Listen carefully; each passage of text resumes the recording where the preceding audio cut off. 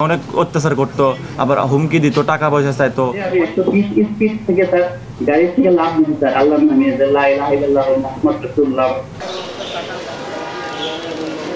বেশি বেতনে বিদেশে চাকরি দেওয়ার চুক্তিতে নেয় মোটা অঙ্কের টাকা। বিদেশে পাঠানো হয় বটে, তবে চাকরি নয়, বরং ধাপে ধাপে আদায় করা হয় মুক্তিপণ। এমনকি কেনা বেচা চলে জিম্মিদের নিয়ে। এবার আইন শৃঙ্খলা বাহিনীর জালে ধরা পড়ে এই প্রতারক চক্রের 2 সদস্য। মুক্তিপণ দাবি করছিল, সেই টাকাটি তারা নিতে চায়। গতকাল সন্ধ্যার পরে চেলোপাড়ায় সিএনজি স্ট্যান্ডের কাছে তার আসামিপক্ষরা আসে, টাকা নিতে আসে।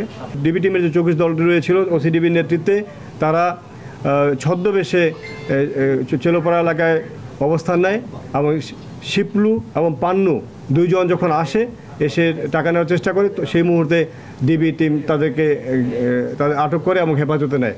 আমরা বিজ্ঞ আদালত তাদেরকে আজকে উপস্থাপন করব 2 জনকে এবং রিমান্ড প্রেয়ার দেব, যেন তার কাছে আমরা আরও তথ্য নিতে পারি। চক্রের সদস্যরা কয়েকজন লিবিয়ায় থাকেন। দেশে তাদের হয়ে কাজ করে অনেকেই। আকর্ষণীয় চাকরি আর বেতনের লোভ দেখিয়ে প্রথম ধাপে মোটা অঙ্কের টাকা হাতিয়ে নেয়। এতেই তারা ক্ষান্ত নয়, বিদেশে নিয়ে শুরু হয় অপহরণ, নির্যাতন, প্রাণনাশের হুমকি। তবে অপহৃত 2 ভাই এখন আইন শৃঙ্খলা বাহিনীর নিয়ন্ত্রণে।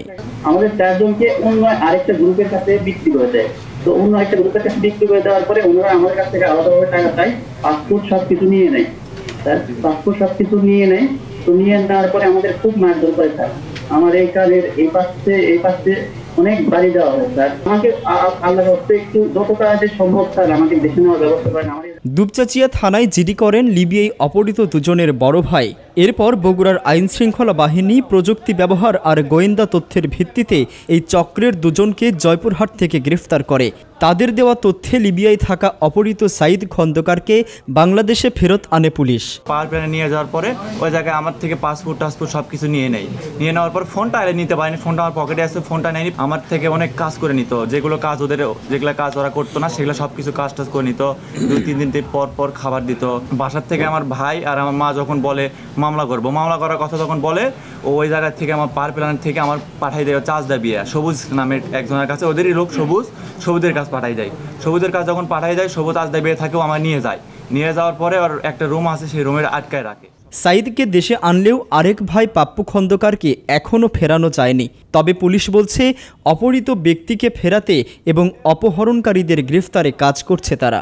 লিবিয়ার দূতাবাসে যোগাযোগ করে হবে এবং তাকে দ্রুততম সময় বাংলাদেশে এনে তাকে যেন সুস্থ সবলভাবে আমরা পেতে পারি, উদ্ধার করতে পারি, সেটা আমাদের এখন পরবর্তী লক্ষ্য। রাহাত রূপান্তর, দৈনিক করতোয়া, বগুড়া।